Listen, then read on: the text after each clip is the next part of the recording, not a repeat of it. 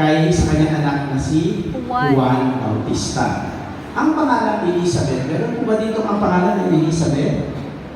Sa kamay o wala? Okay. Ang pangalan Elizabeth ay galing sa salitang Hebreo. Ang ibig sabihin, Eli, yun po ay maiksing pangalan kay Yahweh Diyos o sa Diyos. Elohim, so Eli. Elohim, Eli, Sheba. Yung Sheba ay sa wikang Hebreo ay oath of God. Okay, so madaling sabi, ang Elizabeth, ang ibig sabihin ay, my oath is my God, or my God is my oath. Ang Diyos ang aking pangako. Okay, ano bang pangako ng Diyos? Pangako ay Pangako, hindi kita iiwan. Hindi ang pangako ng Diyos. Pangako, pwede rin, no?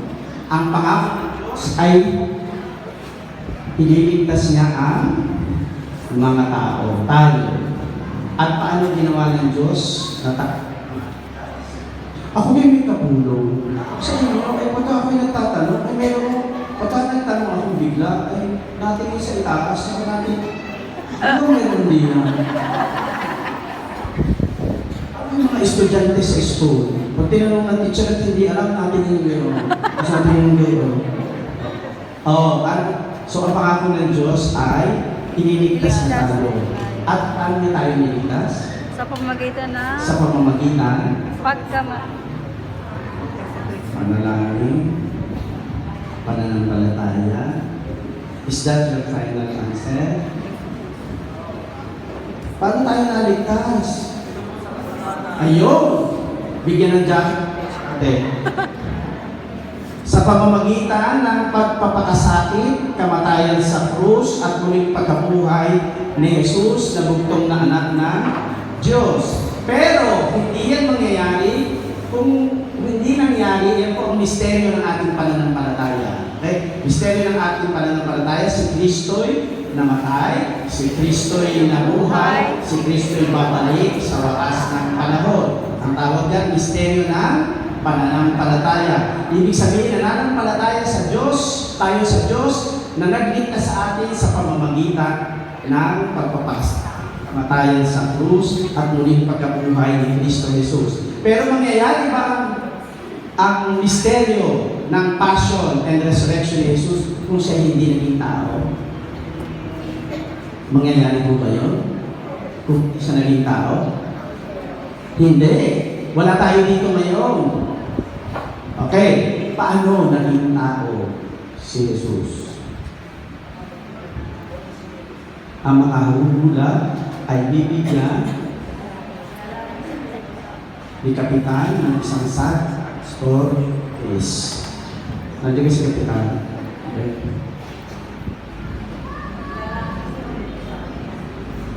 Okay, nalang ng Espiritu Santo. Okay, so may isang birhen, nakalagay doon sa inyong icon ng perpetual health. Birhen, nakakulay pula. Babaeng nakakulay pula doon sa Israel.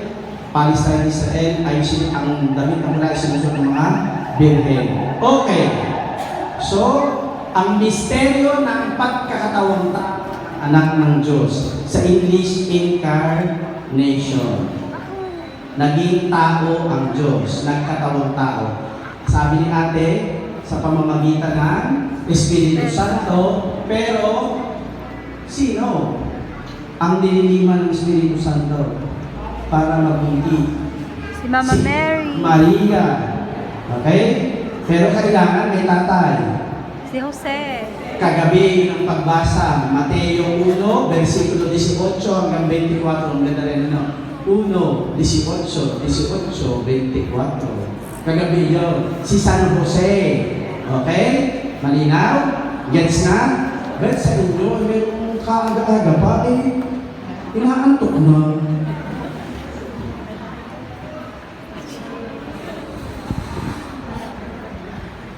Alam niyo kung bakit? Ganito. Taas ang kamay ng teacher. Teacher. Okay. Taas ang kamay ng mga estudyante.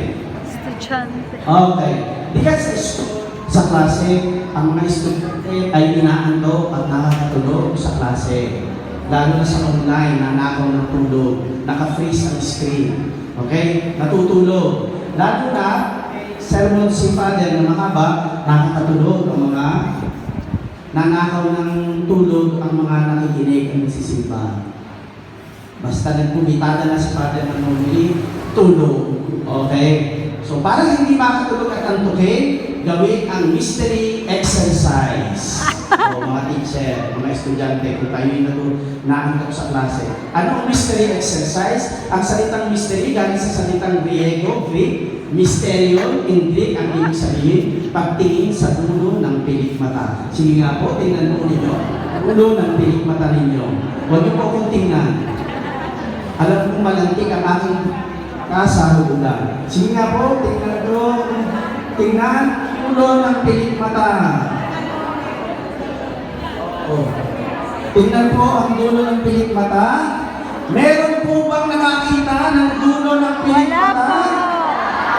Okay. Kung mayroon, itaas ang kamay, pupunta ako sa iyo, luluhod ako at sasamba, ikaw pala ang nakagawa noon.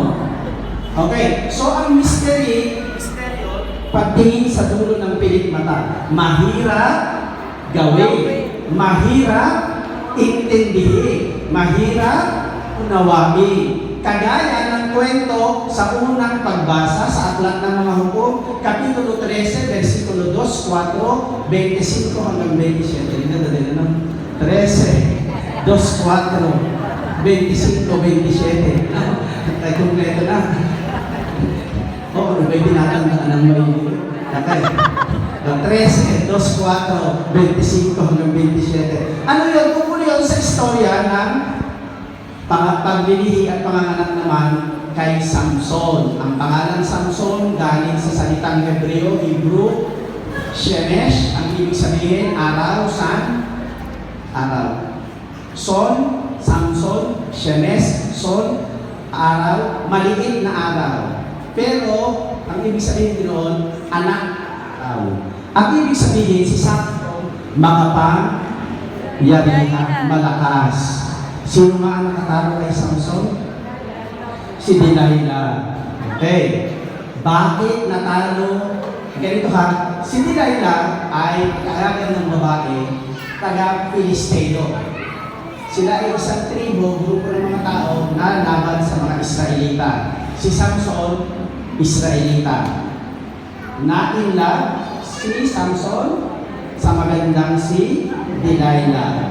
Why, oh, why, Delilah? Okay. So, si Delilah ay pagkakaganda, nalaman nila na, kasi si Samson lang ang nakakatalo sa mga Pilisteo.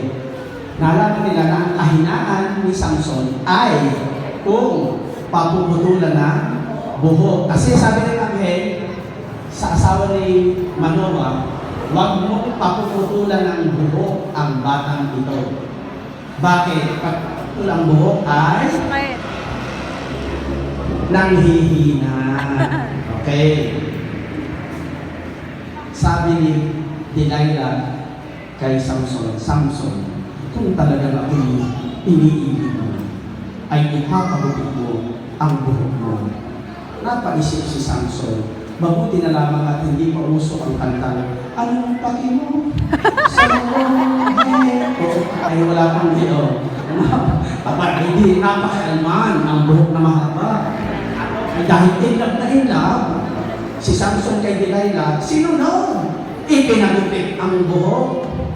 May guhit pang kagaya sa akin. Hanggang kilay. Ang guhit, parang si Tanggong. Ay di nanghina, natalo ng mga Pilisteo, mga Israelita. Anong mensahe mo sa atin? Kapag hindi natin sinusunod ang itinagubili ng Diyos, ang dapat ibigin ng Diyos sa pamamagitan ng Diyos, huwag mong pagugupitan ng buhok. Tama? Hindi sinunod. Sa ating pagbasa sa Ebanghelyo, sino ang hindi naniwala sa sinabi ni Anghel Gabriel? Si Zacarias. Anong nangyari? Bakit si Zacarias ay tutol na tutol at hindi maniwala sa anghel. Alam niyo kung bakit?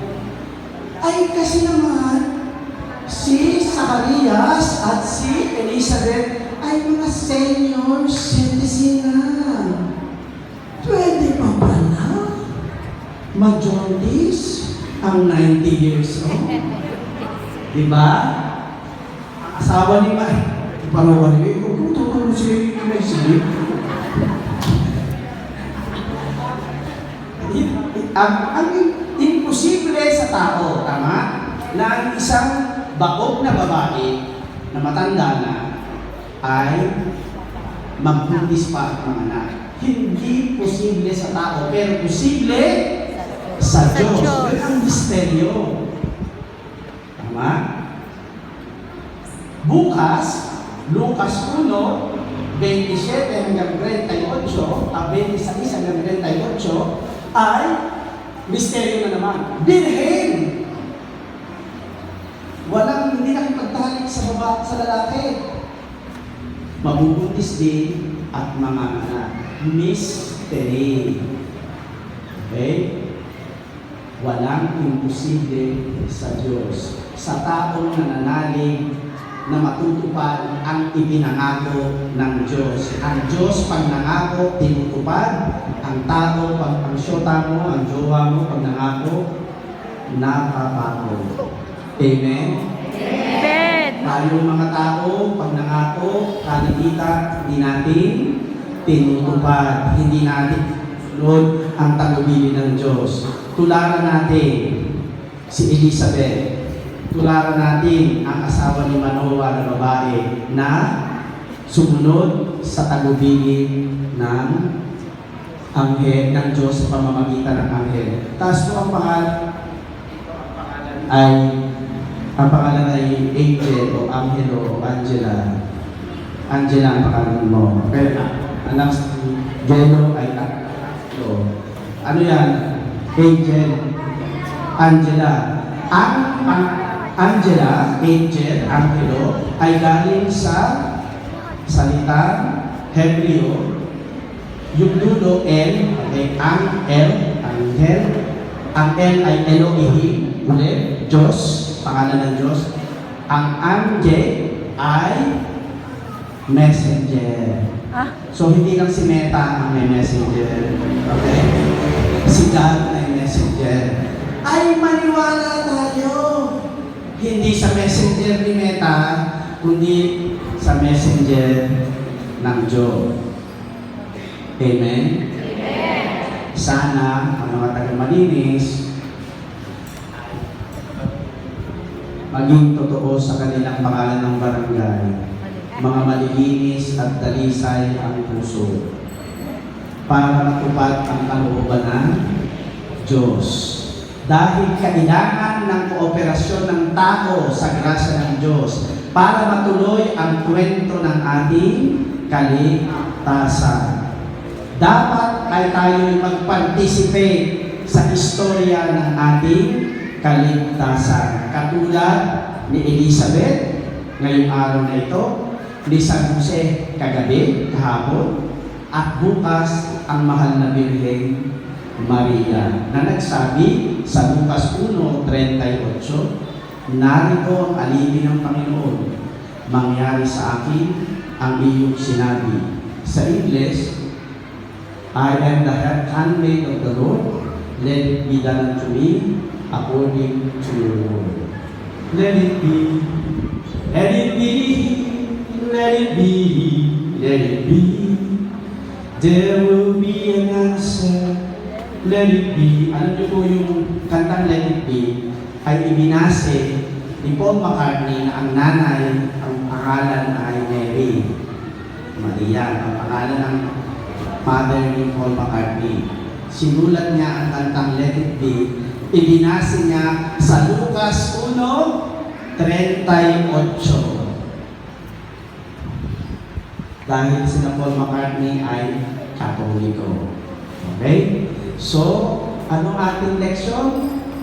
Maniwala tayong matutupad ang ibinasasabi ng Panginoon. Tulungan nawa tayo ng panalangin ni San Roque na ating patron. Ave Maria Purísima, sin pecado concebida. Tayo po'y magsitayo, idulog natin sa Diyos.